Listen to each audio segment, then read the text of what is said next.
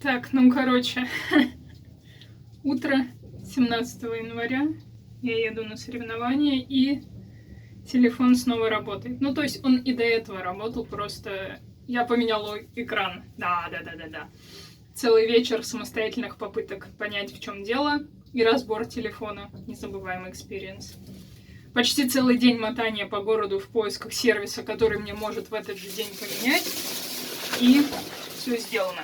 Конечно, экран не оригинальный, и даже копия не лучшего качества, но зато работает. В любом случае, я хотела менять телефон, обновлять, так что чуть быстрее буду двигаться к этой точке, а пока с дешевым экраном телефон снова работает, и сегодня я смогу записать гонку и, возможно, что-то поснимать. Хотя я взяла, конечно, экшн-камеру, чтобы телефон не перегружать, особенно учитывая, что этот экран потребляет гораздо больше энергии. Ну и все, еду. Здесь я говорю, что надеюсь, что хоть что-нибудь слышно, но, как вы понимаете, ничего слышно не было, поэтому записываю сейчас на диктофон. Иду с маршрутки на регистрацию, и хотя Яндекс показывал, что как будто бы короче через лес, но если посмотреть на карту, это 2 катета прямоугольного треугольника. Поэтому я пошла, естественно, по гипотенузе, что короче. Тем более это была дорога, нормальный тротуар, а не непонятная дорога через лес, которая к тому же наверняка выводила бы на огороженную часть трассы. Так, ну, осталось где-то полчаса до старта. Я вышла типа разминаться, а тут старт оказывается так близко уже. Правда, я не учла один момент. Обычно в стартах не номера, а манишки. И я ее натянула сначала поверх куртки, но когда сильные карманы закрывались. Сейчас она под курткой. Придется стартовать расстегнутой. Надеюсь, мне разрешат вообще. Если нет, то не знаю. Я, конечно, не побегу. Но зато в карманы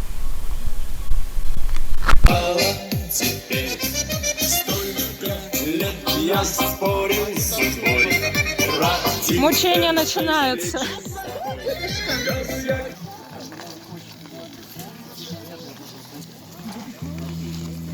Тут я надеялась, что Коля снимает видео и даже как-то старалась покрасивее прокатываться мимо него, но оказалось, что он снимал фото. Ну, хотя бы за это спасибо. А еще я кричала, что я сейчас сдохну, а осталось примерно 2 километра, но, естественно, так как это фото, на видео это не попало.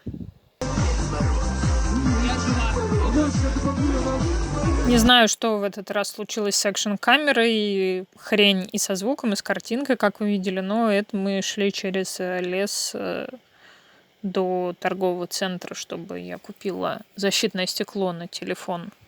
Пришли мы такие на фудкорт покушать. А тут все закрыто. Как говорится, спасибо, покушали. Ну, короче, во время гонки, естественно, я ничего не снимала, потому что было пипец как тяжело. Лыжи вообще не ехали, и это очень-очень жалко. Потому что позавчера мне показалось, что вау, классно, они могут ехать, и они реально слишком сильно скользили. Ну, я не знаю, может быть, это было связано с тем, что Заречную укатали ватрушками, и сама поверхность была скользящая. Сегодня был прям снег-снег. Плюс сегодня было холоднее, и я мазала не синей мазью, которой до этого, а салатовой, которая на более холодные температуры. Не знаю, вроде делала все то же самое, растирала пробкой, но лыжи вообще не ехали, то есть даже когда были небольшие горочки, то есть не прям спуск-спуск, а небольшие горочки, я просто съезжала и останавливалась, то есть я даже не заезжала обратно в эту горочку на инерции. Коля, я просила его приехать к 10:30, чтобы мы вместе дождались старта, чтобы он заснял старт, поснимал меня на трассе, но нет, он приехал, когда гонка уже шла. Встретил меня только на начале 2-го круга, на видео ничего не снял, сделал несколько фоток на фотоаппарат, на финише на телефон. Так что видео с гонки вообще нет. Только вот эти кадры со старта. На экшн-камеру я тоже не снимала, потому что еще когда я шла на старт, она уже показывала типа одну из 3 палок заряда. Как-то она супер быстро разряжается на холоде. Это меня расстроило.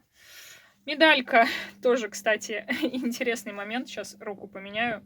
Я подхожу к финишу уже, вижу, что там стоит стол с медальками, и рядом стол с манишками. Понимаю, что надо, наверное, сначала сдать манишку, потом получить медальку. Причем, пока я отходила фоткаться, люди из шатра с манишками ушли. Ну, я пришла, положила, и как бы ищу, где взять медаль. Смотрю, что на столе, оказывается, медали за 1, 2, 3 места. Говорю, извините, а где медаль, ну, за участие взять? Вроде уже их тоже дают. И они такие сначала говорят, это только детям, ну сейчас мы вам типа достанем. То есть мне сделали одолжение. Я вообще такая офигела, потому что в положении было написано, что медали всем финишерам, не только детям. Еще вот такой момент, что я шла, естественно, одна из последних. Передо мной шла женщина, за которой я почти весь первый круг шла, только, наверное, на последних, может быть, километре, метрах 700 первого круга она от меня уехала, я ее потеряла. Потом на начале 2 круга каким-то образом она сзади меня обогнала. Не знаю, где она была, уехала ли не туда, или, может быть, остановилась поесть. Ну вот, и на первом еще кругу я видела, что сзади меня едут мужчина с женщиной, прям еще медленнее, чем я. Но я их видела на первом кругу. Когда я уже завершала первый круг, я их уже не видела. И я подумала, что они просто сошли. И каково было мое удивление, когда я финишировала, а там ведущими были Дед Мороз и Снегурочка в офигенских, кстати, костюмах. И они говорили, что мы ждем еще 2 участников. Я думаю, вау, я не последняя, эти чуваки, оказывается, не сошли.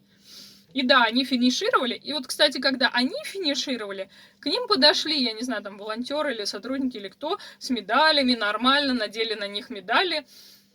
То есть они все-таки не только детям полагались. И, ну, вот то, что мне, можно сказать, пришлось выпрашивать и самой себе ее надевать, а им как бы надели как нормально это должно быть.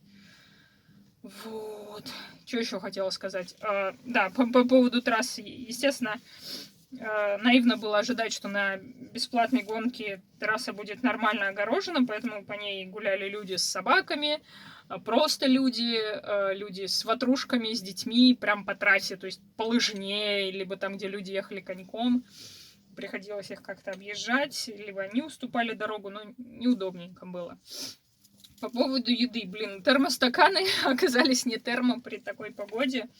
У меня, получается, был термостакан с чаем в кармане куртки и в барсетке термостакан с водой. Термостакан с водой я опробовала первым, и, естественно, там вода была ледяная уже, потому что, ну, стакан вообще без металла, то есть чисто пластиковый, прослойка воздуха. Потом, значит, за 10 минут до старта я съела вафельку, Аленку. Потом вот где-то, я не знаю, может, после 1,5 километров попила воды, или после 2, не знаю. Гель я попила после... Ну, короче, первый круг завершила, поехала на второй, там был разворот. Вот после этого я начала открывать гель. Причем я до этого гуглила, как себя ведет конкретно этот гель на холоде. Мне ничего не выдало, только выдало, что, возможно, расход больше будет. То есть там не раз в полчаса, а чаще нужно будет. Я его сначала пытаюсь зубами открыть, у меня маленький уголок отваливается, но не настолько, чтобы можно было уже пить. Я уже к задним зубам приложила, так отдернула. Правда, до конца не открылась, но может это и хорошо, что отдельно не стала мусорить. И первый кусок, который я выдавила, это просто был не гель, а мармеладка. То есть он замерз. Но потом нормально, вроде более-менее в течение какого-то отрезка пути я его оттуда высосала. И потом где-то на, не знаю, 4,5 километрах я решила все-таки попить чаю, и вот тут прям было разочарование, потому что термостакан Art Masters, который всегда вроде нормально держал, оказалось, что тоже при такой погоде не держит, и чай тоже уже был холодный, и он оказался слишком крепкий, то есть гораздо менее вкусный, чем вот на позавчерашней тренировке. И часы, и приложение Суунта показали не 5, а 5,5 километров, кстати.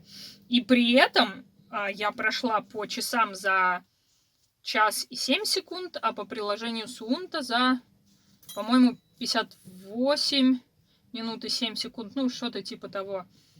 То есть, учитывая, что дистанция была больше, а время меньше, то это даже лучше, чем все предыдущие разы. То есть, с каждым разом я прогрессирую. Это, конечно, радует. Но лыжи сегодня вообще не ехали. Было ужасно, просто совершенно ужасно. Ну, естественно, соревнования городские, местечковые. Там болельщиков толком не было. Те, кто были, все стояли на старте. То есть вдоль трассы только шли там тренера, если люди, профессионально хоть сколько-нибудь занимаются, они сопровождали своих.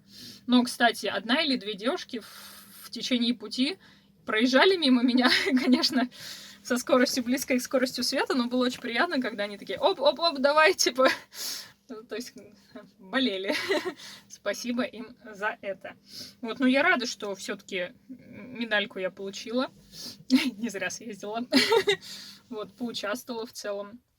И даже приехала не последней. То есть очень-очень приятно. Сейчас буду скидывать все на комп сразу, чтобы на всякий случай на телефоне ничего не осталось. Ждать Колины фоточки. Очень жалко, что он не снял на видео, потому что когда я проезжала мимо него, я специально прокричалась, там, старалась как-то покрасивее двигаться, думаю, чтобы, хоть что-то на видео было. Ну, получилось, что видео с гонки вообще нет. Ну, ладно. Теперь надо срочно доделывать задание Artmasters, потому что завтра я поеду в Москву к знакомой, у которой есть MacBook, чтобы выполнить ту часть, для которой нужен MacBook, программа QLab. В понедельник до 10 вечера сдача.